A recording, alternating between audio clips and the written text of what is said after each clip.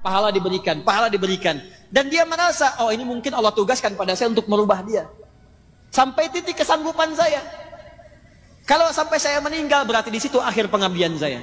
Kalau di jalan dia membuat saya jauh dari Allah, dilarang sholat, dilarang ini, dilarang itu, maka Allah turunkan syariat yang berikutnya. Apa itu? Ada mediasi. Quran surah ke-4 ayat 34. Komunikasi dulu. Kalau sudah kurang baik, coba berpisah sementara waktu untuk saling merenung. Kalau juga belum ada solusinya, kemudian Assalamualaikum. Ustaz, saya seorang ibu rumah tangga, sudah menikah. Pasti sudah menikah karena antum ibu rumah tangga. Iya.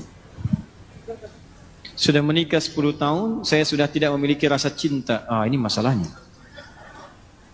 Saya sudah tidak memiliki rasa cinta pada suami saya.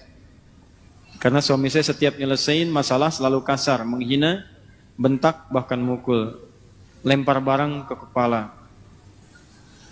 Tiap bulan pasti ada. Bicara baik-baik dan senyum juga masih suka dibentak. Apakah saya berdosa jika saya sudah tidak mencintainya? Begini, saya tarik napas dulu ya. Pertama, saya ucapkan selamat kepada ibu. Allah titipkan pria itu kepada ibu, bukan perempuan lain. Dan hebatnya ibu bertahan dengan 10 tahun. Dibentak-bentak, dilempar. Anda bayangkan, perempuan lain mungkin dilempar sehari, sudah nggak kuat. Ibu 10 tahun tuh. Ya, luar biasa. Saya ucapkan selamat, yang dipilih ibu bukan perempuan yang lain. Berarti ada hikmah terbesar yang ingin Allah berikan kepada ibu. Seperti Allah titipkan Fir'aun kepada Asia. Karena yang kuat cuman Asia, yang kuat cuman ibu, bukan perempuan yang lain. Karena itu dititipkan kepada ibu, karena ada nilai-nilai kemuliaan yang tidak ibu bayangkan sebelumnya. Pertama, teman-teman sekalian, perhatikan sini. Rumah tangga itu bagian dari dakwah. Bukan sekedar dakwah biasa, tapi bekal untuk mencari kemuliaan akhirat. Lihat sini. Rumah tangga itu sesungguhnya bekal berpartner, bekerja sama untuk mencari kemuliaan akhirat. Tapi banyak orang keliru kemudian menggunakan dan mengelola perangkat akhirat ini sehingga melihatnya hanya sekedar kebutuhan dunia saja. Maaf. Baik suami atau istri kadang-kadang memandang kehidupan rumah tangga hanya sekedar untuk memuaskan kebutuhan pasangan. Mengeluarkan hasrat cinta, mendapatkan kebutuhan dunia. Cuman di situ saja. Padahal prinsip pertama ketika antum berumah tangga sudah turun ayat. Anehnya ayat itu sering dikutip di surat undangan. Yang paling aneh, yang diundang suruh baca, yang ngundang nggak baca. Quran surah ke-30 ayat 21. Wa min ayatihi an khalaqalakum min anfusikum azwajan litaskunu ilaiha wa ja'ala bainakum mawaddatan wa rahmah inna fi dzalika laayatin liqaumin yatafakkarun. Kalimat pertamanya in. Awas. Wa min ayatihi, ayat. Jamak dari kata ayat. Apa itu ayat? Ayat itu diantara tanda yang mendekatkan seseorang kepada Allah Subhanahu wa taala. Jadi kita itu diberikan wasilah berumah tangga, tujuan pertamanya untuk membangun kedekatan dengan Allah. Supaya semakin dekat dengan Allah. Jikalau ada orang berumah tangga tidak dekat dengan Allah, ada yang salah rumah tangganya. Ada yang tidak tepat di dalamnya. Nah, menariknya, setiap pasangan itu nanti akan dipasangkan oleh Allah Subhanahu wa taala untuk saling membuat keduanya itu bisa mendekat kepada Allah Subhanahu wa taala. Ada yang tugasnya sampai selesai berumah tangga. Salah satunya meninggal.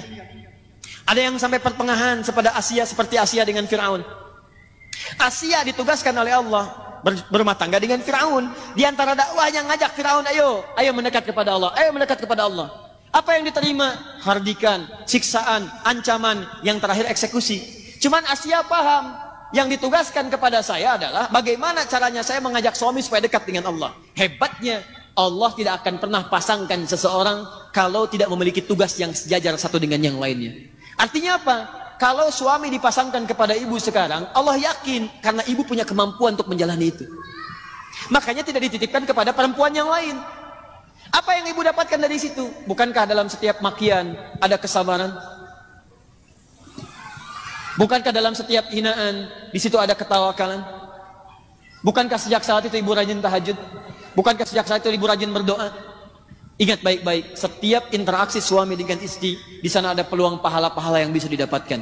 Makanya kata para ulama, ketika Anda mendapatkan pasangan berlaku tidak menyenangkan, maka bersabar itu yang pertama. Bersabar, coba terima dulu itu semua dengan merespon dengan nilai-nilai kebaikan. Cara meresponnya, bayangkan Allah sedang memberikan misi kebaikan yang melahirkan pahala yang banyak bagi Anda. Lihatnya pahala dulu. Ini poin pertama. Jadi kalau Anda sudah berpikir bahwa ini barangkali dititipkan kepada saya, karena saya mampu dan ada misi dakwah di sini, barangkali Allah kirimkan yang seperti ini supaya saya mendapatkan pahala dalam kesan untuk mendapatkan surga saya.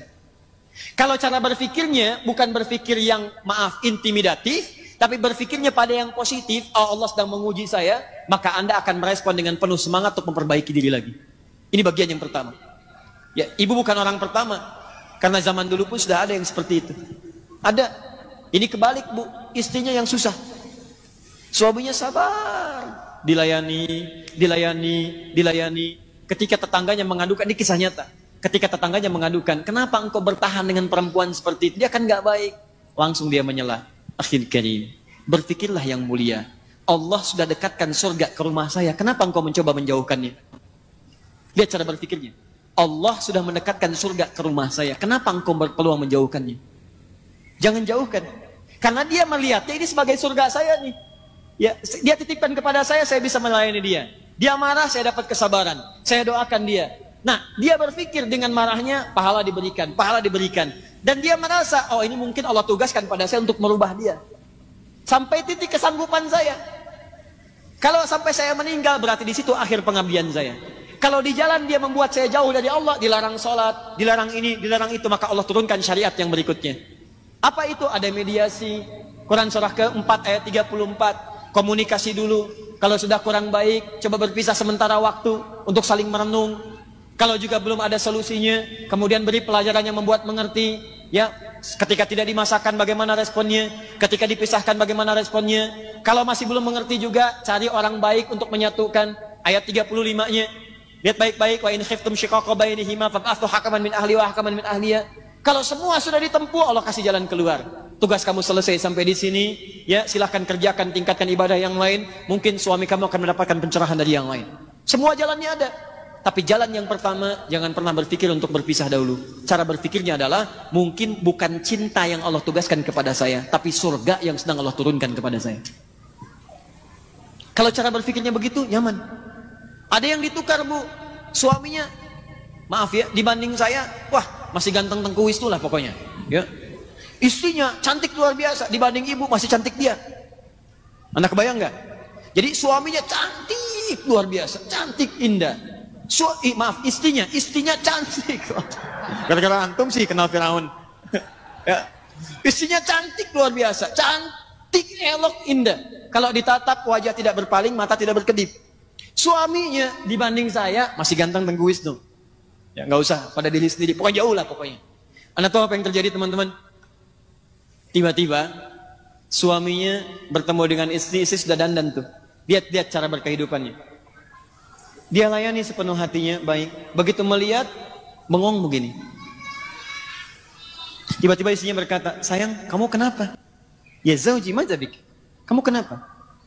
Kata suaminya, aku bersyukur Allah titipkan perempuan secantik engkau dalam kehidupanku. Sehingga aku tak mampu berpaling darimu. Masya Allah. Kata istrinya, sayang, kita berdua akan ke surga. Kita berdua akan ke surga. Suaminya bingung. Kata suaminya, kok bisa? Kata istrinya, kamu bersyukur dengan titipan Allah aku padamu, aku bersabar dengan titipan Allah kamu kepadaku. Tuh.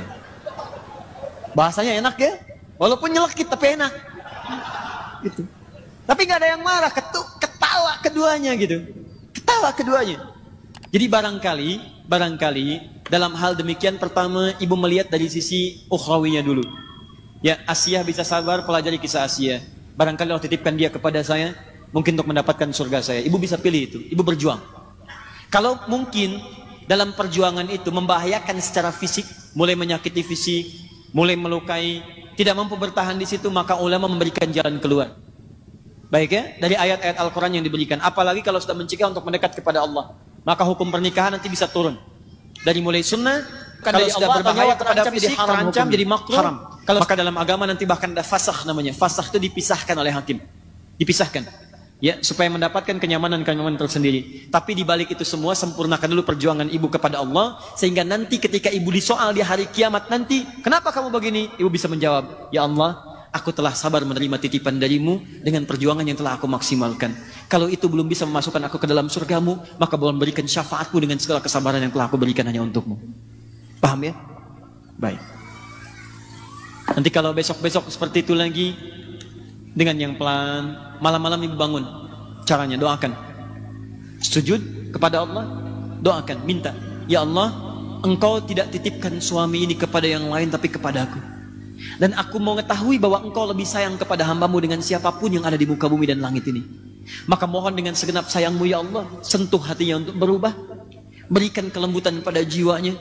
Minimal mohon ya Allah, jadikan sebelum kami menghadap kepadamu, pasangkan kami dalam mawaddah, sakinah dan rahmah. Bangun, bangun, bangun. Saya yakin dari sekian yang bangun itu akan ada perubahan dan dampak dalam kehidupan. Saya berdoa semoga Allah muliakan ibu dan keluarga ibu dan pasangkan dalam kemuliaan insya Allah.